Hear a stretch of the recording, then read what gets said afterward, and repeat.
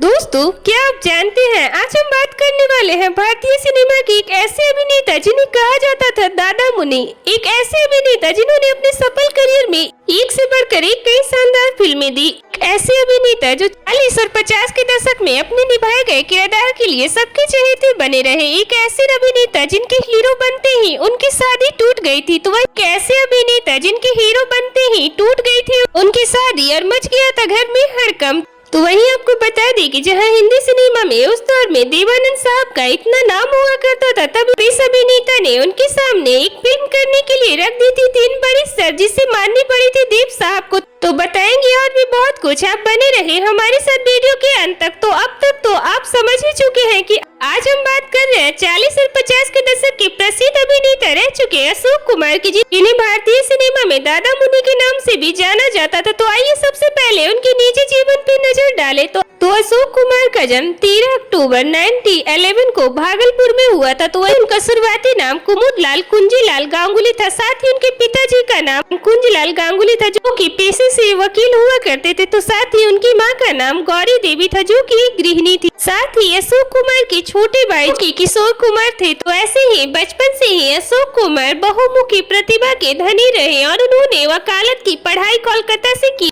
लेकिन उनका रुझाव बचपन से ही अभिनय की ओर था, जिसकी वजह से वो क्लास के बाद अपने दोस्तों के साथ फिल्म देखने थिएटर जाया करते थे और उसी दौरान उनके मन में फिल्म डायरेक्टर बनने की इच्छा जागी। ऐसे ही उनके बहन के पति शशधर मुखर्जी हिमांशु रॉय की कंपनी बॉम्बे टॉकीज में इंजीनियर थे और उन्होंने ही अशोक कुमार को फिल्म में अभिनय करने के लिए मनाया। जिसके बाद फिर अशोक कुमार ने साल 1936 में आई बॉम्बे टॉकीज की फिल्म जीवन नैया से फिल्म इंडस्ट्री में कदम रखा और इस फिल्म में वो अभिनेत्री देविका रानी के अपोजिट लीड रोल में नजर आए। हालांकि उस समय अशोक कुमार को अभिनय का कोई अनुभव नहीं था, बावजूद उसके भी उन्होंने इस फिल्म में शानदार अभिनय की छाप छोड़ी, जिसे काफी पसंद किया गया और यहीं से उनकी किस्मत खुली और उन्होंने एक से बढ़कर एक फिल्में दी, जो थी कंगन, बंधन, झूला, बंदनीत और किस्मत जैसी शानदार फिल्में रही। हालांकि इसमें से सबसे ज्यादा साल 1947 में आई अशोक कुमार की फिल्म किस्मत सुपरहिट साबित हुई और इसी फिल्म ने अशोक कुमार को हिंदी सिनेमा का सुपरस्टार बना दिया था।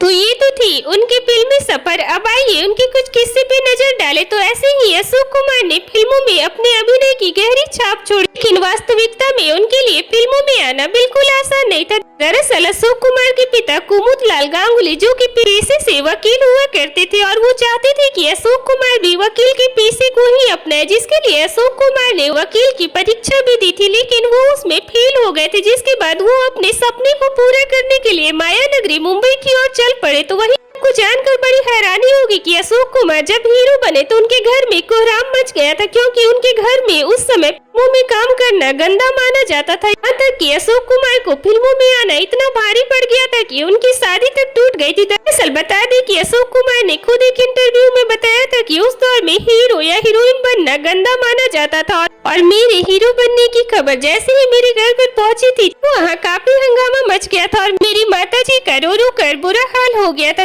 पिताजी भी काफी परेशान हो गए थे। अशोक कुमार ने आगे कहा था कि उस समय मेरे हीरो बनने की वजह से इतना ज्यादा माहौल खराब हो गया था कि मेरी तय हो चुकी शादी भी टूट गई थी, क्योंकि लड़की के घर वालों को भी मेरा फिल्मों में काम करना पसंद नहीं आया था। हालांकि फिर अशोक कुमार ने 20 साल की उम्र में शोभा से शादी की और दोनों एक साथ सारी उम्र बिताए। तो वही अशोक कुमार के 2 बेटे भी हैं, अमित कुमार और सुमित कुमार। तो वही आपको जानकर बड़ी हैरानी होगी कि अशोक कुमार को अपने छोटे भाई किशोर कुमार से काफी प्यार था, लेकिन जैसे ही किशोर कुमार की मौत हुई थी तो अशोक कुमार को इतना गहरा सदमा लगा था कि उन्होंने उसके बाद अपना जन्मदिन मनाना बंद कर दिया था। हालांकि फिर उम्र के साथ अशोक कुमार की हृदय गति रुकने की वजह से 90 वर्ष की आयु में निधन हो गया था। तो ऐसे ही अशोक कुमार हिंदी सिनेमा के एक जाने माने अभिनेता रहे, जिन्हें दादा मुनि के नाम से भी जाना जाता था। साथ ही अशोक कुमार को साल 1988 में दादा साहब फाल्के पुरस्कार और पद्म भूषण से भी सम्मानित किया गया था। तो ये थी अशोक कुमार की लाइफ से जुड़ी कुछ खास जानकारी।